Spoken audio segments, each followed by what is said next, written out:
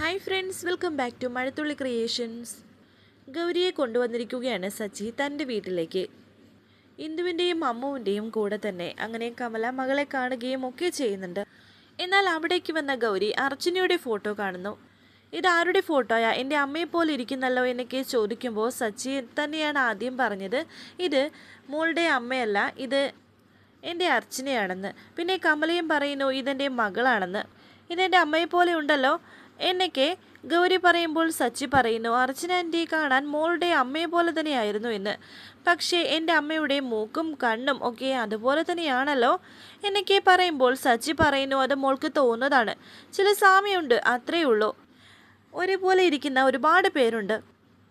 അങ്ങനെ കുട്ടികൾക്ക് സ്നാക്സുമായി അവിടേക്ക് സ്നേഹയും അനഘയും വന്നിരിക്കുന്നു. കമല തന്നെ ഗൗരിമോൾക്ക് എടുത്ത് കൊടുക്കുന്നു. സച്ചിയുടെ ഫോണിലേക്ക് ഒരു കോള് വന്നു. വിളിക്കുന്നത് രാജീവാണ്. എന്ന് മുതലാളോ താൻ സ്കൂളിൽ നിന്ന് കുട്ടികളെ തട്ടിക്കൊണ്ടു പോകാൻ തുടങ്ങിയത് എന്ന് രാജീവ് ചോദിക്കുമ്പോൾ സച്ചി പറയുന്നു ഞാൻ ആരെയും തട്ടിക്കൊണ്ടു വന്നിട്ടില്ല, ഞാൻ കൊണ്ടുവന്നത് എൻ്റെ മോളെയാണ്.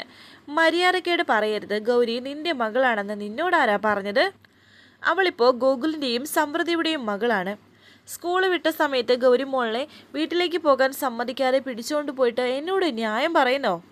പൊക്കിയെടുത്ത് ലോക്കപ്പിലിട്ട് പൂട്ടും ഞാൻ എന്നൊക്കെ രാജീവ് പറയുന്നു. സാർ ദേഷ്യപ്പെടേണ്ട കാര്യമില്ല, എൻ്റെ മോളെ കാണാനുള്ള ആഗ്രഹം എനിക്കുമില്ലേ? അത് നീ മാത്രം തീരുമാനിച്ചാൽ മതിയോ? നിനക്ക് ഞാൻ 1 മണിക്കൂർ സമയം തരും.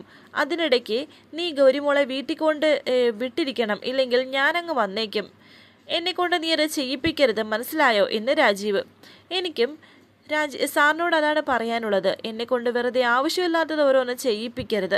ഞാൻ നിങ്ങളുടെ അളിയൻ്റെ വീട്ടിലേക്ക് കയറി വന്ന് എല്ലാവരോടും എല്ലാം വിളിച്ച് പറഞ്ഞാലുണ്ടല്ലോ, തകരാൻ പോകുന്നത് നിങ്ങളുടെ അളിയൻ്റെ സന്തോഷമായിരിക്കുമെന്നും സച്ചി പറയുന്നു. എൻ്റെ തകർന്നാലും എൻ്റെ ഭാര്യയും മകളെയും കൊണ്ട് ഞാൻ അവിടെ നിന്ന് തിരിച്ചു വരുമെന്നും സച്ചി പറയുന്നു.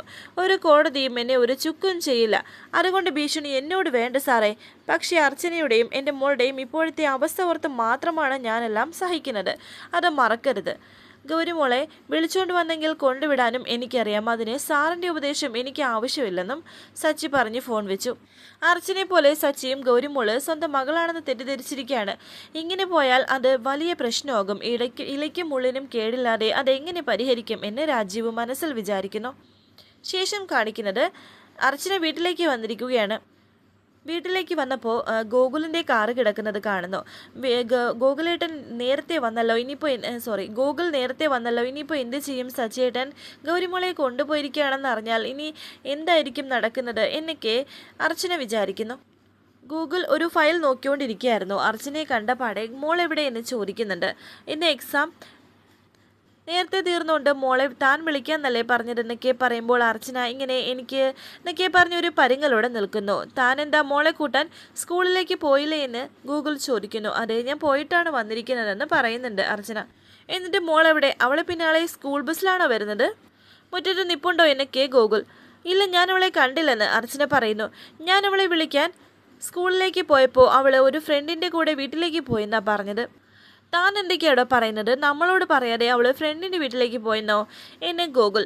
ഇതാ വളർത്ത ദോഷമെന്ന് പറയുന്നത്. സ്കൂൾ വിട്ടാൽ സ്വന്തം വീട്ടിലേക്ക് പോകേണ്ടതിന് പകരം കൂട്ടുകാരുടെ വീട് തോറും നടക്കുന്നത് അത്ര നല്ല ശീലമല്ല. എന്തായാലും ഇവളോട് പറയാതെ അവൾ പോകുമെന്ന് എനിക്ക് തോന്നില്ല. ഇവള് പറഞ്ഞു വിട്ടതായിരിക്കുമെന്ന് ശോഭന. അമ്മ എരുതിയിൽ എണ്ണ ഒഴിക്കരുത്. എന്താ സംഭവിച്ചതെന്ന് ഞാൻ ചോദിച്ചുകൊണ്ടിരിക്കുകയല്ലേ എന്ന് ഗൂഗിൾ പറയുന്നു. എടോ, ശരിക്കും എന്താ ഉണ്ടായതെന്ന് ഗൂഗിൾ. ഞാനൊന്നും അറിഞ്ഞില്ല. ഫ്രണ്ടിൻ്റെ കൂടെ പോകുന്ന കാര്യം മോള് എന്നോട് പറഞ്ഞില്ല. പറഞ്ഞിരുന്നെങ്കിൽ ഞാൻ സമ്മതിക്കുമെന്ന് ഗൂഗിളിന് തോന്നുന്നുണ്ടോ? എൻ്റെ സംശയം നീ അവൾ പറയുന്നതിൻ്റെ എല്ലാ താളത്തിനൊത്തും തുള്ളും എന്നൊക്കെ ശോഭന പറയുന്നു. കുട്ടികളാകുമ്പോൾ അങ്ങനെയാണ്, ചിലപ്പോൾ ഫ്രണ്ട്സിൻ്റെ വീട്ടിൽ പോയിന്നിരിക്കും, അതിനെ സമൃദ്ധി വിഷമിപ്പിക്കുന്നത് എന്തിനാ എന്നൊക്കെ ഗൂഗിൾ ചോദിക്കുന്നു. ഞാൻ അവളെ പോയി വിളിച്ചുകൊണ്ട് വരാം എന്ന് ഗൂഗിൾ. മോൾ ഏത് ഫ്രണ്ടിൻ്റെ വീട്ടിലാണ് പോയതെന്ന് ചോദിക്കുന്നു. അത് തനിക്കറിയില്ല എന്ന് ചോദിക്കുന്നു. അത് പിന്നെ മോള് പോയത് എന്ന് പറഞ്ഞ് അർച്ചന പറയാൻ തുടങ്ങുമ്പോൾ പുറത്ത് ഒരു കാറിൻ്റെ ശബ്ദം. മോള് വന്നെന്ന് തോന്നുന്നു എന്ന് ശോഭന പറയുന്നു. അങ്കിളെ, എന്നാൽ പിന്നെ ഞാൻ ഇറങ്ങട്ടെ എന്ന് സച്ചിയോട് ചോദിക്കുകയാണ് ഗൗരി. മോള് ഹാപ്പിയല്ലേ എന്ന് സച്ചി. ഞാൻ ഒരുപാട് ഹാപ്പിയാണ് എന്ന് ഗൗരിയും. അങ്ങനെ ഇറങ്ങിക്കോളാനായി പറയുന്നു. വളരെ സന്തോഷത്തോടെ തന്നെ ഗൗരി പോവുകയാണ്. സച്ചിയും തിരികെ പോകുന്നു. മോൾ എന്ത് പണിയെ കാണിച്ചത്? ഫ്രണ്ടിൻ്റെ വീട്ടിൽ പോവുകയാണെങ്കിൽ പറഞ്ഞിട്ട് പൊയ്ക്കൂടായിരുന്നോ എന്ന് അർച്ചന. ഹലോ, മോളെ വിളിക്കാൻ അമ്മ സ്കൂളിൽ വന്നതല്ലേ, നേരത്തെ പറഞ്ഞിരുന്നെങ്കിൽ ഇതിൻ്റെ ആവശ്യമില്ലായിരുന്നല്ലോ എന്നൊക്കെ ഗോകുൽ പറയുന്നു. അങ്ങനെ പ്ലാൻ ചെയ്ത് പോയതല്ലച്ചാ എന്ന് ഗൗരി. ഇത് അത്ര നല്ല ശീലമല്ല, ഞങ്ങൾ എത്ര വിഷമിച്ചെന്നറിയാമോ എന്നൊക്കെ ശോഭന പറയുന്നുണ്ട്. ഫ്രണ്ടിൻ്റെ വീട്ടിൽ പോയിട്ട് എങ്ങനെയുണ്ടായിരുന്നു, എന്നൊക്കെ കഴിച്ചു എന്ന് അർച്ചന. അടിപൊളിയായിരുന്നു, ഫ്രണ്ടും ആൻറ്റിമാരും അങ്കിളും എല്ലാവരും കൂടി നല്ല രസമായിരുന്നു എന്ന് ഗൗരി പറയുന്നു. ഒരുപാട് സ്നാക്സും സ്വീറ്റ്സും ഒക്കെ തന്നു എന്നും പറയുന്നു. മോൾ ഏത് ഫ്രണ്ടിൻ്റെ വീട്ടിലേക്കാണ് പോയത് എന്ന് ഗോകുൽ ചോദിക്കുമ്പോൾ ഗൗരി പറയുന്നു ഇന്ദുവിൻ്റെയും അമ്മുവിൻ്റെയും വീട്ടിലേക്ക്. എന്നാൽ ഇത് കേട്ടതും ഒരു ഗൂഗിളിൻ്റെ മുഖം വല്ലാണ്ടായി. അത് ആ സച്ചിയുടെ വീട്ടിലെ പിള്ളേരല്ലേ എന്ന് ശോഭന. അതെ, അങ്കിളും കൂടി നിർബന്ധിച്ചിട്ടാണ് ഞാൻ അവിടെ പോയത്. അവിടെ പോയി സ്നാക്സൊക്കെ കഴിച്ച് അങ്കിളിനെ കൊണ്ടുവിട്ടിട്ടാണ് പോയത് എന്ന് ഗൗരി പറയുന്നു. എന്തിനാ ഇങ്ങനെ ചെയ്തത്? ആരെങ്കിലും നിർബന്ധിച്ച് വിളിച്ചാൽ എന്തിനാ അവരുടെ കൂടെ പോകുന്നത് എന്ന് ഗോകുൽ ചോദിക്കുന്നു. എത്ര ഫ്രണ്ട്സ് ആയാലും മേലിൽ ഇത് ആവർത്തിക്കരുത്, മനസ്സിലായോ എന്ന് ഗോകുൽ. അതിന് അമ്മുവിൻ്റെയും ഇന്ദുവിൻ്റെയും സച്ചി അങ്കിളിൻ്റെയും ഒപ്പം പോയതല്ലേ എന്ന് ഗൗരി ചോദിക്കുമ്പോൾ അവർ നിന്റെ ആരാ എന്ന് ശോഭന. നിന്റെ ബന്ധുക്കളല്ലോ അവരുടെ കൂടെ പോകാൻ. അവനാണെങ്കിൽ മുഴുത്ത ഭ്രാന്താണ്, എപ്പോഴാണ് ആരുടെ കൂടെ വഴക്കുണ്ടാക്കുന്നതെന്ന് ഒരു നിശ്ചയമില്ല. അങ്ങനെയുള്ള ഒരുത്തനും ആ പിള്ളേരും വിളിച്ചപ്പോൾ നീ എടുത്തുചാടി പോയത് എന്തിനാണെന്ന് ശോഭന ചോദിക്കുന്നു. അഹങ്കാരി, നിന്നെ ഞാൻ എന്ന് പറഞ്ഞ് ശോഭന ഗൗരിയെ അടിക്കുകയാണ്. ചെവിയിൽ പിടിക്കുന്നു. അമ്മ എന്ന് പറഞ്ഞ് അർച്ചന പിടിക്കുന്നുണ്ട്. വേണ്ടമ്മ വിട് എന്ന് പറഞ്ഞ് അർച്ചന ഗൗരിയെ പിടിച്ചു മാറ്റുന്നു. പെൺകുട്ടികളായാൽ അടക്കവും ഒതുക്കവും വേണം, സ്കൂൾ വിട്ടാൽ വീട്ടിലേക്ക് വരണം. ഇവൾക്കാണെങ്കിൽ അതൊന്നുമില്ലെന്ന് പറഞ്ഞ് ശോഭന വഴക്ക് പറയുന്നു. ഇനി ആ ഭ്രാന്തൻ്റെ പേര് മിണ്ടിയ അടിച്ചു നിന്നെ ഞാൻ എന്ന് പറഞ്ഞ് വീണ്ടും കുട്ടിയെ അടിക്കാൻ തുടങ്ങുമ്പോൾ തടയുകയാണ് അർച്ചന. രാജീവ് അത് കണ്ടോണ്ട് അവിടേക്ക് വന്നു. നീ ഇങ്ങനെ ഇവൾക്ക് എല്ലാത്തിനും വളം വെച്ച് കൊടുക്കരുത് എന്ന് ശോഭന പറയുന്നുണ്ട്. എന്താ ഇവിടെ പ്രശ്നം? എന്തിനാ മോളോട് എല്ലാവരും ദേഷ്യപ്പെടുന്നത് എന്ന് രാജീവ്. വൈകുന്നേരം സ്കൂൾ വിട്ടപ്പോൾ ആരോടും പറയാതെ ആ സച്ചിയുടെ വീട്ടിലേക്ക് പോയിരിക്കുന്നു ഇവൾ. ഇതാണോ ഇത്ര വലിയ കാര്യം? ആ ഫ്രണ്ട്സിൻ്റെ കൂടെ ആ വീട്ടിൽ പോയെന്ന് പറഞ്ഞ് ഇത്രയും വഴക്കുണ്ടാക്കേണ്ട കാര്യമുണ്ടോ എന്ന് രാജീവ്. മോള് കരയേണ്ടെന്ന് പറഞ്ഞ് അർച്ചനയെ വിളിച്ചുകൊണ്ട് പോകാൻ തുടങ്ങുകയായിരുന്നു ഗൗരി. മോളെ എന്ന് പറഞ്ഞ് ഗോകുൽ വിളിക്കുന്നു. മോളെ, ഇനി ഇത് ആവർത്തിക്കരുത്. ഞങ്ങൾ ആരോടും പറയാതെ എവിടെയും പോകാൻ പാടില്ല, മനസ്സിലായോ എന്നൊക്കെ ഗോകുൽ ചോദിക്കുന്നു. മനസ്സിലായോ എന്ന് ദേഷ്യത്തോടെ തന്നെ പറയുന്നുണ്ട് ഗോകുൽ ഗൗരിയോട്. എന്ന് പറഞ്ഞ് മൂളുകയാണ് ഗൗരി, അതും ഭയത്തോടെ. പൊയ്ക്കോളാനും പറയുന്നുണ്ട്. അങ്ങനെ അർച്ചന ഗൗരിയും കൂട്ടി പോകുന്നു. ശോഭനയും അവിടെ നിന്ന് പോകുന്നു. മുറിയിലേക്ക് പോയ ഗൗരി അവിടെ നിന്ന് കരയുന്നുണ്ട്. അർച്ചനയും അരികിലേക്ക് വന്നിരുന്നു. അർച്ചന മോളെ സമാധാനിപ്പിക്കുന്നുണ്ട്. അച്ഛൻ ഇത് വെറുതെ പറഞ്ഞതല്ലേ എന്ന് പറയുന്നു. അല്ല, അമ്മുവിൻ്റെയും ഇന്ദുവിൻ്റെയും വീട്ടിൽ പോകുന്നത് അത്രയ്ക്കും കുറ്റമാണോ എന്ന് ചോദിക്കുന്നു. ഞാൻ മുൻപും അവരുടെ വീട്ടിൽ പോയിട്ടുണ്ടല്ലോ, ചിപ്പിയോടൊപ്പം സ്ലീപ്പറിനെ പോയിട്ടുണ്ട്. പിന്നെ എന്തിനാ അച്ഛമ്മേനെ തല്ലാനൊക്കെ വന്നതെന്ന് ചോദിക്കുന്നു.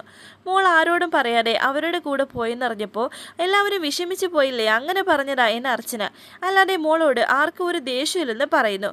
അച്ഛമ്മ എൻ്റെ ചെവിക്ക് പിടിച്ച് തിരിച്ചപ്പോൾ അച്ഛനൊന്നും പറഞ്ഞതുപോലുമില്ല എന്ന് പറഞ്ഞാണ് ഗൗരി കരയുന്നത്. അമ്മ ഇല്ലേ മോളുടെ കൂടെ? അമ്മയുടെ പൊന്നു മോളല്ലേ, കരയണ്ട എന്നൊക്കെ അർച്ചന പറയുന്നുണ്ട്. ഈ സമയം അർച്ചനയുടെ ഫോട്ടോ അവിടെ കണ്ട കാര്യം പറയുന്നു. അമ്മുവിൻ്റെ വീട്ടിൽ ഞാൻ ഒരു കാര്യം കണ്ടു, അവിടെ അമ്മയുടെ ഫോട്ടോ കണ്ടു എന്ന് ഗൗരി പറയുന്നു. ഇത് കേട്ട് അർച്ചന ഞെട്ടി. ഞാൻ പോയപ്പോൾ അവർ പറയുകയാണ് കാണാതായ അവരുടെ മകൾ അർച്ചന ആൻറ്റിയാണെന്ന്. പക്ഷേ ആ ഫോട്ടോ അമ്മയെപ്പോലെ തന്നെയാണ്, അമ്മയുടെ ഈ മൂക്ക് അതുപോലെ തന്നെ ഇരിക്കുകയാണ്. ഇത് കേട്ട് രാജീവ് അവിടെ വന്നു. ഒരാളെ പോലെ ഈ ലോകത്ത് 9 പേരുണ്ടെന്നാ പറയുന്നത്. എന്നെപ്പോലെ മറ്റെവിടെയെങ്കിലും ആരെങ്കിലും കണ്ടു എന്നൊക്കെ ഇരിക്കാം എന്നൊക്കെ പറയുന്നു. മോളെ പോലെ വേറൊരു കുട്ടി വേറെ എവിടെയെങ്കിലും കാണുമെന്നും പറയുന്നുണ്ട് രാജീവ്. മോള് ഇപ്പോൾ ഒരു കാര്യം ചെയ്യും, യൂണിഫോം ഒക്കെ മാറ്, അമ്മ കാപ്പി എടുത്ത് വെക്കാമെന്ന് അർച്ചന. എനിക്കൊന്നും വേണ്ട, വയറ് നന്നായി നിറഞ്ഞു. അവിടുത്തെ അമ്മൂമ്മയും ആൻറ്റിമാരും സച്ചിയങ്കളും എല്ലാവരും എനിക്ക് എന്തൊക്കെയാ തന്നേന്ന് അറിയോ? ഇന്ന് സച്ചിയങ്കളിന് എന്നോട് ഒരുപാട് സ്നേഹമായിരുന്നു എന്നൊക്കെ ഗൗരി. അത് പിന്നെ മോളുടെ അച്ഛന് മോളോട് സ്നേഹം പ്രകടിപ്പിക്കാൻ ഒരു അവസരം കിട്ടിയതല്ലേ എന്ന് അർച്ചനയും വിചാരിക്കുന്നു. എന്നാൽ പിന്നെ ഞാൻ യൂണിഫോം മാറ്റിയിട്ട് വരാം എന്ന് പറഞ്ഞ് ഗൗരി പോകുമ്പോൾ അർച്ചനയും രാജീവും സംസാരിക്കുന്നുണ്ട്. ഇനിയും ഇത് മുന്നോട്ട് കൊണ്ടുപോകാൻ സാധിക്കില്ല. ഇന്ന് അവിടെ എൻ്റെ ഫോട്ടോ അവൾ കണ്ടു. ഇനി മനസ്സിൽ തോന്നിയ സംശയം പറഞ്ഞു എന്നല്ലാതെ നാളെ ഇനി എന്താ സംഭവിക്കുമെന്ന് അറിയില്ല. സ്വന്തം അച്ഛൻ്റെ കൂടെയാണ് എൻ്റെ മകള് പോയത്. അതിൻ്റെ പേരിൽ ഇവിടെയുള്ളവർ ശകാരിക്കുന്നതും ഉപദ്രവിക്കുന്നതും കഷ്ടമാണ്. എനിക്ക് അത് സഹിക്കാൻ പറ്റില്ലെന്ന് അർച്ചന. എല്ലാത്തിനും ഒരു തീരുമാനം ഉണ്ടാകും. ഗൗരിമോളുടെ കാര്യത്തിൽ അർച്ചനയ്ക്ക് ഒരിക്കലും ദുഃഖിക്കേണ്ടി വരില്ല എന്ന് രാജീവ്. സത്യങ്ങൾ ഇനി ഒളിച്ചു വെക്കാൻ സാധിക്കില്ല. ഇപ്പോൾ തന്നെ കണ്ടില്ലേ, ഇതുപോലെ ഓരോന്നോരോന്നായി പുറത്തു വരും. അതിനേക്കാൾ നല്ലത് എല്ലാവരോടും തുറന്നു പറയുന്നതല്ലേ. സത്യങ്ങൾ എല്ലാവരും അറിയട്ടെ, അല്ലാതെ എനിക്ക് പിടിച്ചു നിൽക്കാൻ സാധിക്കില്ലെന്ന് അർച്ചന. എന്തായാലും വേവോളം കാത്തില്ലേ, ഇനി 6 ഓളം. കുറച്ച് ദിവസത്തിനുള്ളിൽ അവന്തികയുടെ കാര്യത്തിൽ ഒരു തീരുമാനം ഉണ്ടാകും. അതിനുള്ളിൽ തന്നെ ഗോകുലിനെയും കാര്യം പറഞ്ഞ് മനസ്സിലാക്കാം. പ്ലീസ് അർച്ചന, എന്നെ വിശ്വസിക്കുക, എല്ലാം ശരിയാകുമെന്ന് രാജീവ് പറഞ്ഞതുപോലെ കുറച്ച് ദിവസം കൂടി ഞാൻ ക്ഷമിക്കും. ഇതിനപ്പുറം എൻ്റെ കയ്യിൽ നിന്ന് പോയാൽ അതിന് ഞാൻ ഉത്തരവാദിയായിരിക്കില്ലെന്നും പറഞ്ഞ് അർച്ചന അവിടെ നിന്ന് പോകുന്നു. ശേഷം അവന്തികയെ കാണിക്കുന്നു. സുഗതം മേനോനെ കുറിച്ചാണ് ആലോചിക്കുന്നത്. അന്ന് മൂർത്തി പറഞ്ഞ കാര്യം. സുഗതം മേനോൻ ആരുടെയോ ആയുധമാണെന്ന് അന്നേ വിചാരിച്ചതായിരുന്നു. അപ്പോഴാണ് ചിപ്പി അവിടേക്ക് വരുന്നത്. അമ്മയോട് എനിക്കൊരു കാര്യം പറയാനുണ്ട്. ടൂറ് പോകുന്ന കാര്യമാണ് സംസാരിക്കുന്നത്. അവർ ബിസിനസ്സിൻ്റെ തിരക്കാണെന്ന് പറഞ്ഞ് അന്ന് ടൂറിന് കൊണ്ടുപോയില്ല. ഈ ഓണം അവധിക്ക് കൊടൈക്കനാൽ കൊണ്ടുപോയില്ലെന്ന് പറയുന്നു. ഇത്രയും നാളെ എൻ്റെ മോളോടൊപ്പം ചിലവഴിക്കേണ്ട സമയം പോലും ഞാൻ ബിസിനസ്സിന് ചിലവാക്കിയെന്നൊക്കെ അവന്തിക വിചാരിക്കുന്നു. അമ്മ എന്താ മനസ്സിൽ വിചാരിക്കുന്നത്? കൊണ്ടുപോവില്ലേ എന്ന് ചിപ്പി ചോദിക്കുന്നു. അത് പിന്നെ നമുക്ക് നോക്കാമെന്ന് അവന്തിക. അത് പറ്റില്ല, എനിക്കിപ്പോൾ തന്നെ പ്രോമിസ് ചെയ്ത് തരണമെന്ന് ചിപ്പി.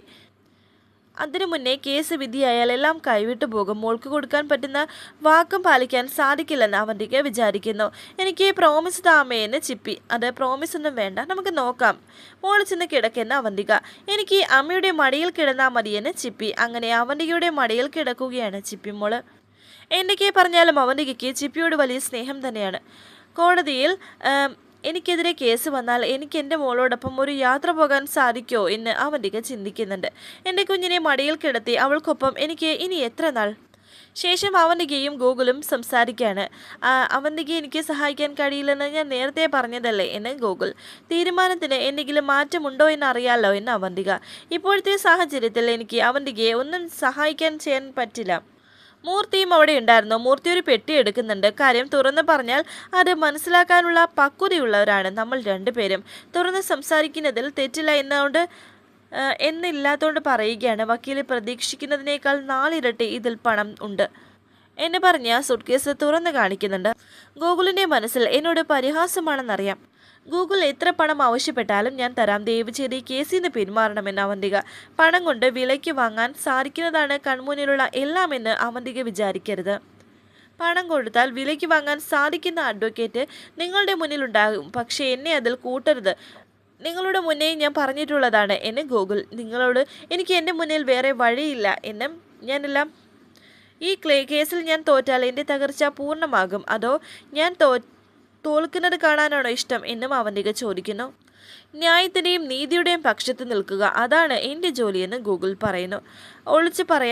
ഒളിച്ചു വയ്ക്കാൻ രഹസ്യങ്ങളില്ലാത്ത ആളല്ലല്ലോ ഗൂഗിൾ രാജ്.